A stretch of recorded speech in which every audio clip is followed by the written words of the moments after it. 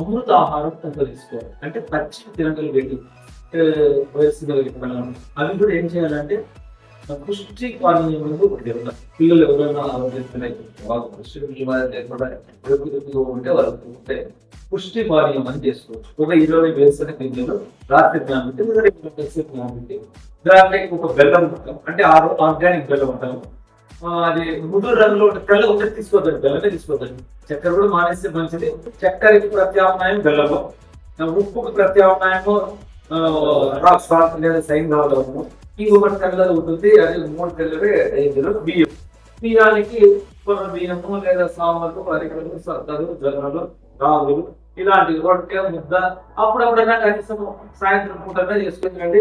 ఒక్క పూటకి మాత్రమే మధ్యాహ్నం వయసు తింటే కొంచెం బెటర్ గా ఉంటాము. అది మీరు పాటిస్తే బాగుంటుంది, కొంత అలవాటు చేసుకోండి. మసాలాలు ఎక్కువగా తినిగిస్తే అది ఉత్తమము. ఉత్తమం అంటే అమృతాహారం, శాకాహారం. శాకాహారము ఇచ్చేది ఉత్తమం. అధమం ఏమంటే మసాలాలు వేసుకుంటూ నూనెలో వేయించి బాగా నిల్వ చేసుకొని ఫ్రిడ్జ్ లో పెట్టి 2-3 రోజులు విధంగా వాడేది అధమము. ఒకరు ఎంగిలి పడినట్టు తినడం అనేది జ్ఞానానికి మంచిది కాదు. సో వాళ్ళలో కూడా ఆత్మతత్వం ఉండదు. వాడు తినబట్టి తర్వాత తాజాగా ఉన్నది ఆ కూరగాయలు ఎంత నిగిత్తలాడుతుంటే మీరు అట్టే నిగిత్తలాడతారు.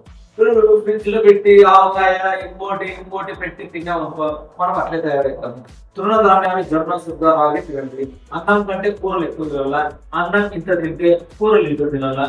మళ్ళీ ఎట్లా సార్ ఆకుకూరలు బాగా వాడండి.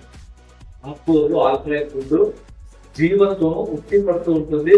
దాన్ని కట్ చేసినా ఏం తప్పు లేదు, కానీ మనం కట్ చేయమని కట్ చేసి బయట దాని ఎవరైనా ఉంటే కొంచెం మానుకోండి.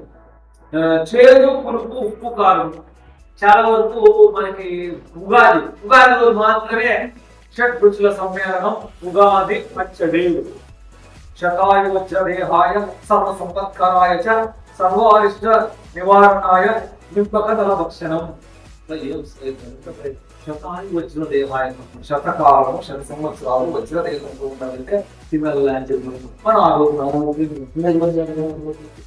ఏదింటాము, ఉప్పు బాగా తింటాము, పీపు వస్తుంది, బాగా పీపు తింటాము, గ్యాస్ట్రిక్ వస్తుంది, కారం తింటాము, అది సమస్య. మళ్ళీ 3 మిగిలిన పులుపు కొంచెం ఎప్పుడో ఒకసారి తింటాం. డైలీ తినాలి, సివిటీ ఉంటుంది, అది వస్తుంది, గాయాల లోపల ఏమున్నా నైవేట్ ఉంటాయి. తర్వాత రెండోది ఇంపార్టెంట్ ఏంటంటే చేదు ఉంటే అమృతమైన